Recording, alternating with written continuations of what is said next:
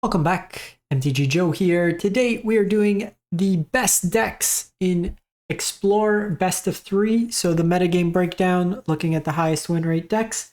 One thing to note with the format Explorer and Pioneer, there is an anticipated ban and restricted announcement on the 26th, this upcoming Monday. So there's a lot of talk, a lot of hope. Something like Amalia might go, something like Sorin or Vein Ripper, maybe Treasure Cruise, just a shakeup of the format, if you would. So that's something to keep in mind as we go through this video, as we look through some of the decks, that there may be bans coming in the near little future. For this week, we are going to look at best of 3. We'll start off with a brief popularity of the day, but then we'll look at the win rates of the decks themselves. We're going to get all the data from MTG, companion tool that aggregates user win rates, gives us the stats for the best performing ladder decks, and we're going to be focusing on Diamond to Mythic rank today. So let's jump into it, folks. The link for Untapped and these deck lists will all be posted in the video description, so you can copy and paste them to your heart's content. In terms of popularity, there's not a huge volume of games in the last week or so in terms of Diamond and Mythic rank, so we'll be looking Platinum and Mythic rank just for popularity of the day. Rakdos decks tend to be the most popular at about 7%. Mono Black, the Waste Not decks have kind of jumped up again, and we'll look at a list that's doing pretty well at about 5% popularity. We have Izzet Phoenix at about 3%. Golgari food deck slowly increasing in terms of play rate. And then we have Azorius Control. One thing to note as we kind of go higher in the ladder, we see a little bit more Amalia, we see a little bit more Izzet Phoenix, kind of the refined decks. We do see quite a stark drop off of Rakdos in the last little bit. There's a lot of folks playing the deck ahead of the kind of qualifier weekend we had a little bit ago. It tends to have the highest play rate both in RCs and for Pioneer events as well. So if you want to be the strongest, probably the most consistent, it's Rakdos and Vampires, or what we'll see is a return to the more traditional Rakdos mid-range. Let's jump into some lists and we'll take a look. So we are looking Diamond Mythic rank for the last week, 7 days, 4,100 games played. Highest win rate deck is Izzet Phoenix, 79%. These are smaller kind of sample sizes, so keep that in mind. It's more just looking at the kind of configurations of these top decks and see how things have evolved over time. So one thing to kind of point out with this Phoenix list, we see an addition of Prismari command in the main, flexible card that can be like hit various graveyard pieces. It can be removal, it can be looting effects. It's just a real all-around useful card to have in these types of shells. We see one Brazen Borer main as well. We have Picklock Prankster, Ledger Shredder with the cool new art, as well as Picklock Prankster, which help enable some of the looting or self-milling through the deck to mill away Arc-like Phoenix. This version's only on the 1 Prof Eidetic memory, so this is kind of an alternate win condition if they're eating away at your graveyard. From a sequencing standpoint, Phoenix comes into play and after the Prof trigger, because these are both at the beginning of combat triggers, so you can't stack it, unfortunately. You have Considerers, you have Ops, you have Sleight of Hands, just a bunch of churn through the deck.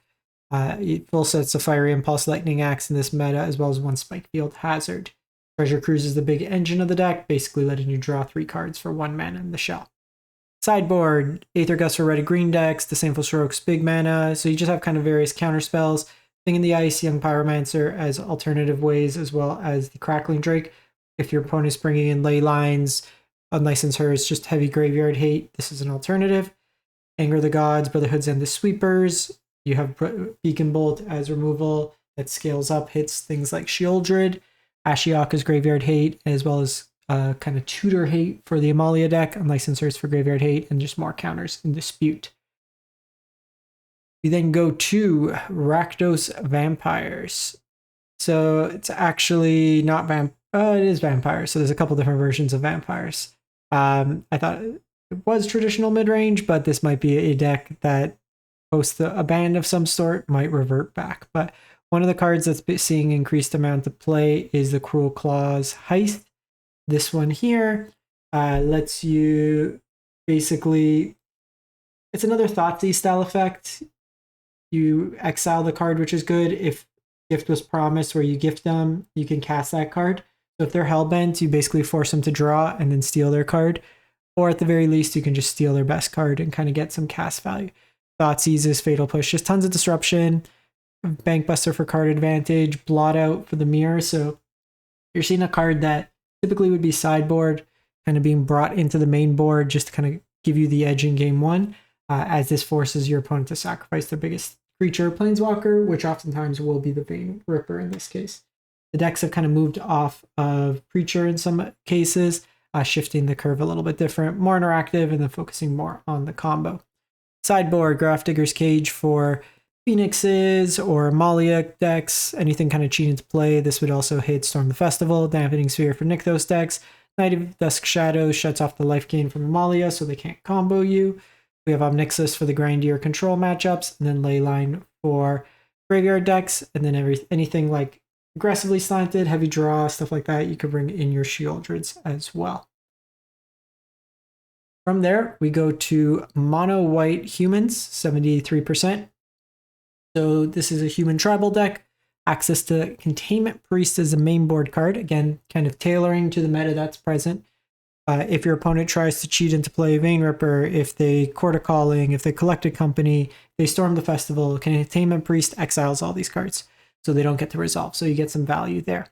Otherwise, the deck's got just an aggressive slant, Dauntless Bodyguard, Hopeful Initiate, Recruitment Officer, all ways to kind of have aggressively slanted 1-drops that have various effects in terms of protection, artifact enchantment hate, as well as card advantage. Thalia's Lieutenant buffs up your squad and then gets bigger over time. Copper Coat as a Lord. Ambitious Farmhand helps you hit land drops and can flip. Adeline just must answer or kind of takes over the game, snowballs on its own, as well as Brutal Cathar's removal. Thalia for tax, Brave the Elements as protection, or just unblockable. You're playing against mono green, pro green, tack in, win the game. This deck also gives you the ability to play a number of utility lands, whether it be a Gonjo, Castle Ardenvale, the Mutavault full set, Cavern in there. Sideboard wedding announcement for the like Rakdos decks, control decks, anything heavy removal, Rest in Peace for graveyard hate, Invasion for hand hate, as well as like a protection effect, Get Lost as flexible removal, and then Portable Hole for like the more aggressively slanted mirrors. Moving on, we go to Amalia. Combo time, folks. So there's Amalia, there's Wild Growth Walker, there's anything that gains you a life, infinite loop until Amalia hits 20 life and then blows up the board. That's basically the combo. You can set it up to put Aetherflux Reservoir on top of your library, so you draw it 50 point your opponent. Some of these decks have tried out the new card. It's the 2 and a white. So return 2 creatures, 2 CMC or less from your graveyard, or you can gift them a card and you can return 3 cards. So some of them are trying that in lieu of Return of the Ranks. Otherwise, like just some toolboxy effects. Extraction Specialist can rebuy you stuff. Skyclave, Lively Dirge is another kind of this theme of searching for cards from your library and then reanimating for a combo. You could also, if you have Dina out, just drain your opponent out at instant speed. Hand Hate with Deep Cavern back kind of mixed into there. The Sinnoh Scout through Explore can also trigger the life gain and it'll help you early on to hit land drops. Sideboard, just removal for the aggressive decks. Haywire Might for artifact enchantment hate, like if there's hate pieces. Protection for removal. Hand hate, mirror hate, sweeper hate, flexible removal. Rampaging Ferocidon hate, stuff of that nature. Besage as another kind of flexible. They have like temporary lockdown or anything like that. You can kind of bring that in. Then go to Azorius Control. And this one's kind of interesting. We see Caretaker's Talent making an appearance in Explorer. So this is a card that's been very heavily played in Standard. It's an engine card, drawing you cards potentially every turn. So they're pairing it with Fountain Ports in the side. You can also make a map token with Restless Anchorage. So there's some utility in terms of those cards there. No Castle Ardenvale, which is interesting, opting instead to just go with the Fountain Ports. Shark Typhoon, Sunfall, Wandering Emperor, all other ways to trigger. Supreme Verdict's in here. Then just a whole bunch of counters and removal to kind of back it up. Notably, no Teferi. We've seen Teferi 5 finally phased out, essentially. What a day. Emperor too strong. Sideboard's just like various removal options. High Noon is useful against like Quintarius combo, Phoenix, stuff of that nature. Temporary Lockdown for the more aggressive decks. Archangel Elspeth for kind of the grindier matchups. Another lifelink enabler. Beza is kind of a Stabilizer for the mid-range mirrors, Farewell as a catch-all removal. Then go to Izzet Ensoul, 66%. So this is an artifact aggro deck looking to upgrade any of your artifacts with Ensoul artifact into making them 5/5s in addition to their base stats. So you get like indestructible land that can attack for 5/5. You can get flying kind of in there. Any of these tokens works out nice. You also have Case of the Flitch Falcon, another way to animate. You have Cryptic Coat as kind of a card advantage engine. Shrapnel Blast flings any artifact for 5 damage. Legion Extruder turns spare artifacts into 3/3 golems. You have the looting effects of Smuggler's Copter, which can pair nicely with Inti to kind of net you. You don't really lose the card advantage because you get to exile something with that. Interesting card here in Diamond Pickaxe, also being played. Indestructible artifact, so another target. And then whenever a creature attacks, you create a treasure. So it could be equipped, but it's just another indestructible threat that you can activate on that, which works really nice in the heavy fatal push style effect meta. From there, just Fiery Impulses removal, Rending Volley, Mage Bane against Phoenix, Control, Mystical Dispute as counters for Abzan, versus the Amalia decks, and a Crown War to steal like Vein Rippers, stuff of that nature. Big things, mono green things. Golgari Food Vampires. Yes, we are at the point where how many combos can we fit in our combo deck? So we know Sorin, we know Vein Ripper, but there's also another combo in this deck. Yurga, Eater of All. 5 mana, sacrifice a food for ward, other food artifacts in addition to... other creatures are food artifacts in addition to their other types. And whenever a food is put into the graveyard, Yurga from the battlefield, put 2 1/1 counters on Yurga.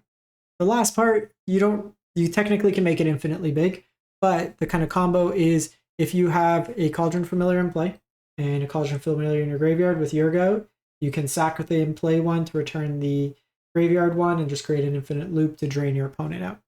Gilded Goose is part of the food package. Scavenger's Talent lets you, whenever a creature you control dies, creates food tokens. You can sack, whenever you sack a permanent, target player mills 2 cards, so you can kind of self-enable the combo.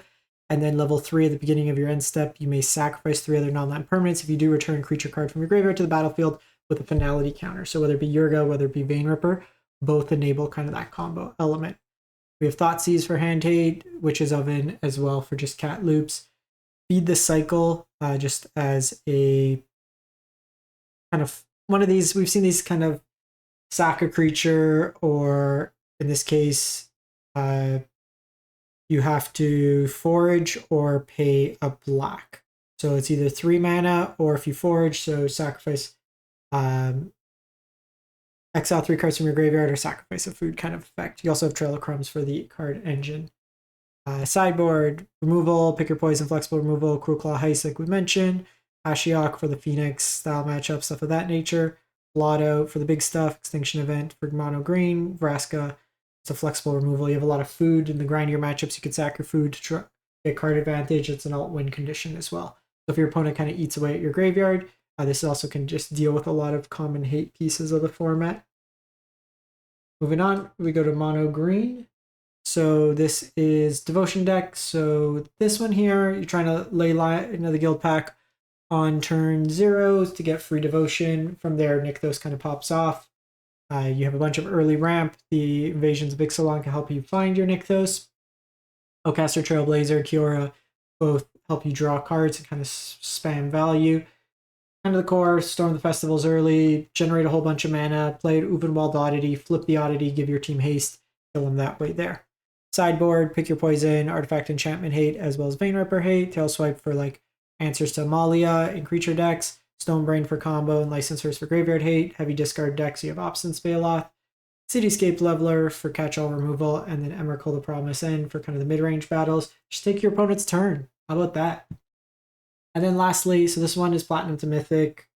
Just doesn't have the games in Diamond yet to kind of show up, but we've seen some of the Waste Not decks in Pioneer, and it's kind of porting over with the addition of Bandit's Talent, just another style of the rack effect.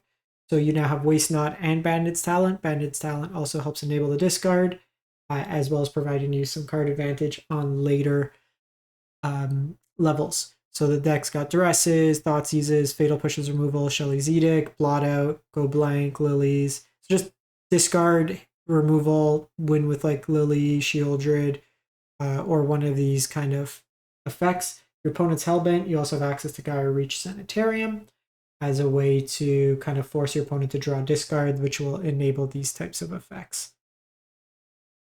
Sideboard, just hand hate, grind your mid-range matchups. You have Bankbuster, Ashiok in here, Blot Out as removal, Go Blank. So just kind of various removal options, Trespassers in here, Path to Peril, Invoke Despair to kind of go over the top, and then Graveyard Trespasser as Graveyard Hate. So that is it for the week. Let me know what you've been playing, what you've been enjoying, and what you think will be banned or restricted. Actually, just banned. There's no restriction in this format. And come the 26th announcement. Catch you next time. Thanks for watching.